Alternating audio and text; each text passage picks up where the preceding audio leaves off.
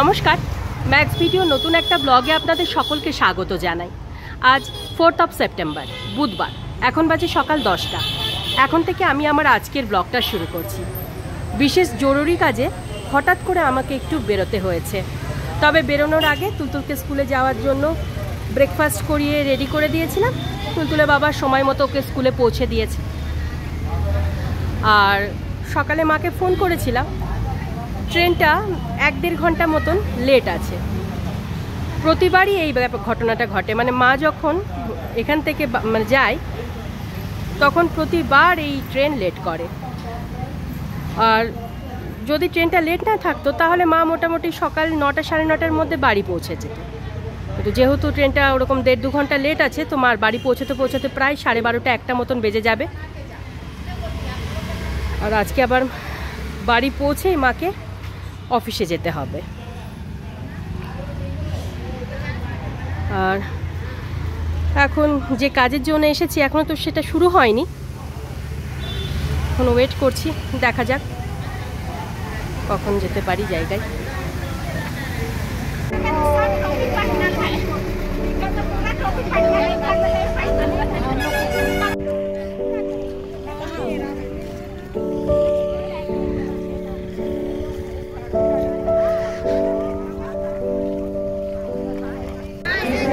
देखते चल रहे हैं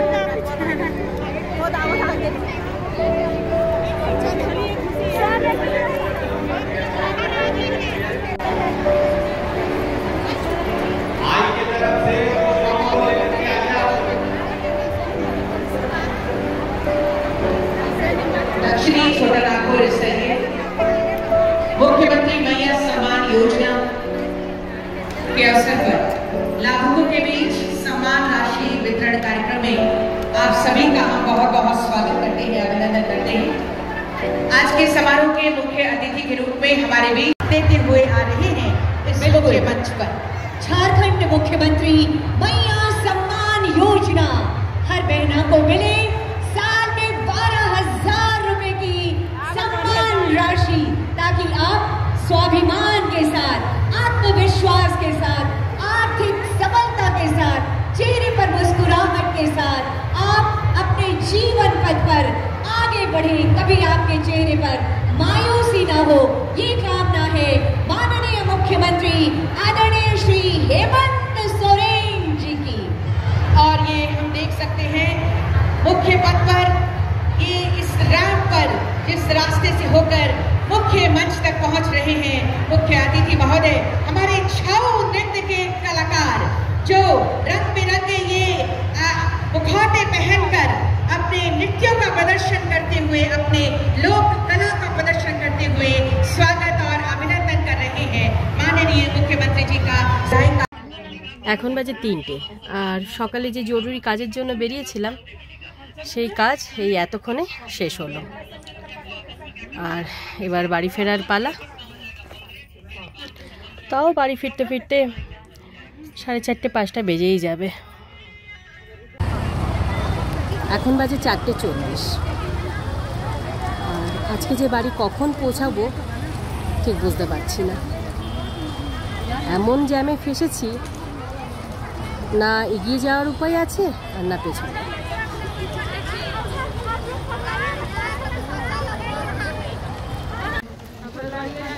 গুড ইভিনিং, এখন বাজে 6টা। আর আমরা প্রায় 3 ঘন্টা ধরে এই জ্যামে ফেসে আছি। আর আজকে দুপুর থেকে অটোও চলছে না যে অটো করে বেরিয়ে যাব। पैदल चलिएगा तो पैदल कितने दूर चलिएगा? ऑटो नहीं चल रहा है, यहाँ बैठने से हाथ पे हाथ धरने से नहीं है। 500 बस आगे है, 500 बस। चलिए तब देखते। এখন বাজে 8:40 আর আমি 5 মিনিট আগেই বাড়ি ফিরলাম।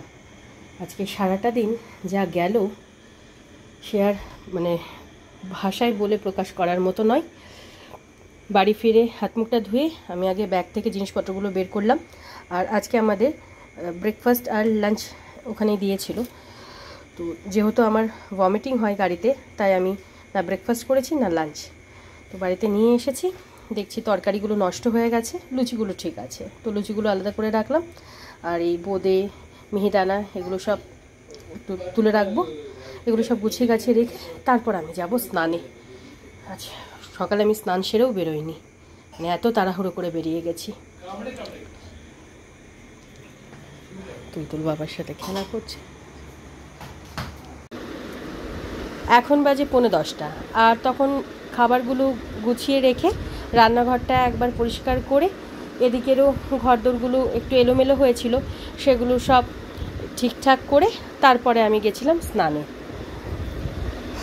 স্নান সেরে বেশ কিছু জামা কাপড় ছিল, সেগুলো সব কেচে ধুয়ে মেলে এই সবেমাত্র উঠলাম।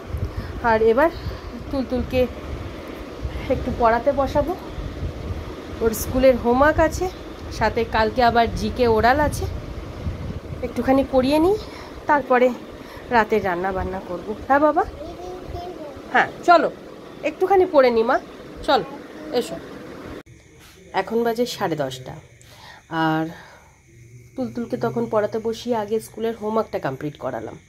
আর তারপর আগামীকালকে ওর জিকে ওরাল আছে, তো ওই জিকে ওরালের কিছু কিছু একটু রিভিশন করিয়ে দিলাম। আর তারপর আসলাম রাতের রান্নার দিকে। রাতের রান্না বলতে তুলতুল আর ধানের জন্য রুটি করে গরম জলে ভিজিয়ে রেখেছি। আর গতকালকে ওই একটু মেথি দিয়ে আটাটা মেখে রেখেছিলাম, মানে মায়ের জন্য একটু পরোটা করে দিয়েছিলাম, আর কিছুটা আটা মাখা ছিল। ভেবেছিলাম আজকে সকালে ব্রেকফাস্ট বানাবো, তো আজকে সকালে তো আর কোনো রকম ব্রেকফাস্ট বানানোর সময়ই পেলাম না। তো এখন রাত্রেবেলা একটু পরোটা করে নিচ্ছি, আর তুলতুলের বাবাকে এই পরোটার সাথে একটা ডিমের অমলেট ভেজে দেব। আর এখন তরকারি করতে ইচ্ছা করছে না। তুলতুলের বাবাও বলেন যে ডিমের অমলেট দিয়ে খাবে।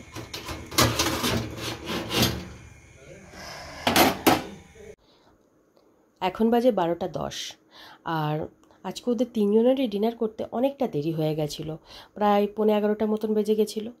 আসলে এক তো আমি অনেকটা দেরিতে ফিরলাম, মানে ফিরতে ফিরতে আমার রাত 1:30 মতন বেজে গেল। তারপর টুকিটাকি কাজ সেরে স্নানে গেলাম, স্নান ধান সেরে বেরোতে বেরোতে 9:40। আর তখনই বললাম যে তুলতুলের স্কুলের হোমওয়ার্ক বাকি ছিল, তারপর আগামীকালকে তুলতুলের জিকে টেস্ট, তো একটু রিভিশন করালাম। এই সব করিয়ে রাতের রান্নাটা করতে অনেকটা দেরি হয়ে গেল। রাতের রান্না বলতে আমি সেরকম কিছুই করিনি, শুধু তুলতুল আর ধানির জন্য রুটি করেছিলাম, আর আমাদের জন্য পরোটা। আর তুলতুলের বাবাকে একটা ডিমের অমলেট ভেজে দিলাম, তুলতুলের বাবা ওই ডিমের অমলেট দিয়ে পরোটা খেয়ে নিল। আজকে আমার মানে কোনো তরকারি কি কোনো কিছু করার মতন কোনো ক্ষমতা নেই এরকম মনে হচ্ছে। যখন স্নান ধান সেরে উঠলাম এতটাই ক্লান্ত, তখন মনে হচ্ছে একটু শুতে পারলে ভালো হয়। আজকে যে কী ভাষা ফেসেছিলাম কি বলবো।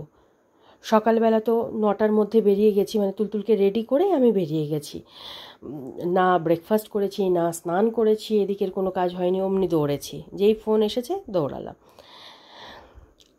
তবে যে কাজটার জন্য গেছিলাম, শুধু আমি নয়, মানে যে হাজার হাজার মানুষ যে কাজটার জন্য গেছিলো, তো সেই কাজটা হয়েছে, কয়েকজনের হয়নি, তাছাড়া বাদবাকি সবারই হয়ে গেছে। কিন্তু ফিরতে গিয়ে আমাদের মানে যথারীতি কান্না পেয়ে গেছিলো। 3 থেকে 3.5 ঘন্টা আমরা আজকে জ্যামে ফেসেছিলাম, না এগোতে পারছি না পেছোতে পারছি। আর অটো আজকে চলছিল না, এমন নয় যে বাস থেকে নেমে অটো ধরবো, ধরে বাড়ি চলে আসবো। অটো ধরতে গেলেও 3-4টে অটো চেঞ্জ করে করে আসতে হতো, কিন্তু চললে হয়তো সেটাও আসতাম, কিন্তু অটোই চলছে না, তো কি করব। মানে যে সেই যে কী পরিস্থিতি, মানে বেঁধে মার খাওয়ার মতন পরিস্থিতি।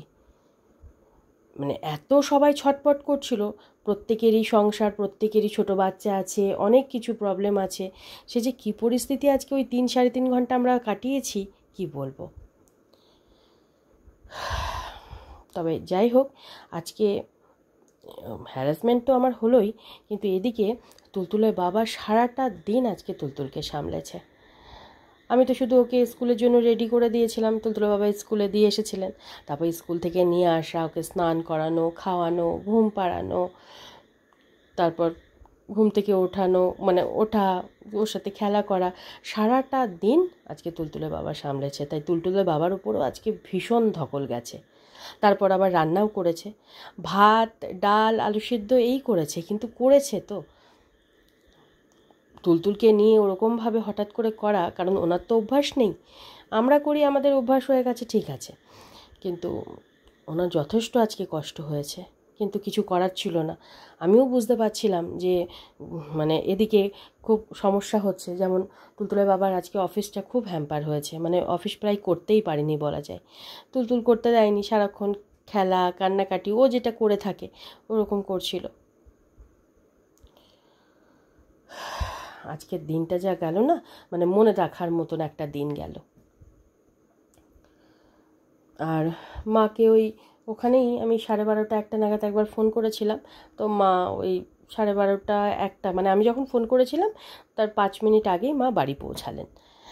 যেহেতু ট্রেন লেট ছিল, মারও পৌঁছাতে একটু দেরি হয়ে গেল।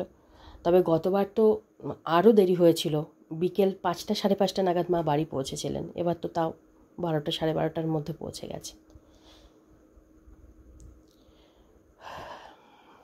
আজকে আর আমার মানে দাঁড়ানোর ক্ষমতা নেই। সেই 9টায় গেছি আর এই 8:30টায় ফেরা।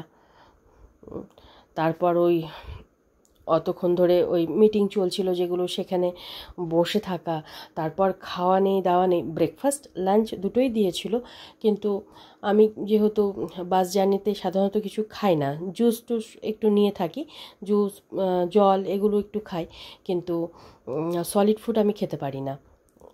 সবসময় যে ভমিটিং হয় তা না, কিন্তু কখনো কখনো হয়। সেই ভয়ে আমি আর খাইনি। সারাটা দিন খাওয়া নেই বলা যায়। আজকে কি বলবো, মানে একটা দিন যা যায় না, ভাবা যায় না, মানে ঘুম থেকে ওঠার পর ভাবা যায় না যে আজকের দিনটা এরমভাবে শুরু হবে। তবে ওই যে বললাম যে কাজটার জন্য গেছিলাম, সেই কাজটা হয়ে গেছে, এটাই অনেক বড় ব্যাপার। যে এত কষ্ট করে যাওয়া, এতক্ষণ ওয়েট করা, এত জ্যামে ফাঁসা, মানে সেটা সার্থক, কাজটা হয়ে গেল তাই। আর এবার আমি ওদিকে আমার 2-1টা কাজ আছে, সেগুলো সারবো, সেরে ডিনারটা করে চেষ্টা করব একটু তাড়াতাড়ি এসে শোয়া। আজকে তো শুলে আর জ্ঞান থাকবে না, মানে শুলাম কি ঘুমিয়ে পড়লাম এরকম অবস্থা হবে। তো যাই হোক, আজকের ব্লগটা আমি এই পর্যন্তই রাখছি। আজকের ব্লগটা আমি এখানেই শেষ করছি। আমার এই ব্লগটা যদি ভালো লেগে থাকে তাহলে আমার এই চ্যানেলটাকে সাবস্ক্রাইব করে দেওয়ার জন্য বিশেষভাবে অনুরোধ রইল, সাথে লাইক আর শেয়ার করে দেওয়ার জন্য অনুরোধ রইল। সবাই ভালো থাকবেন। Bye and good night.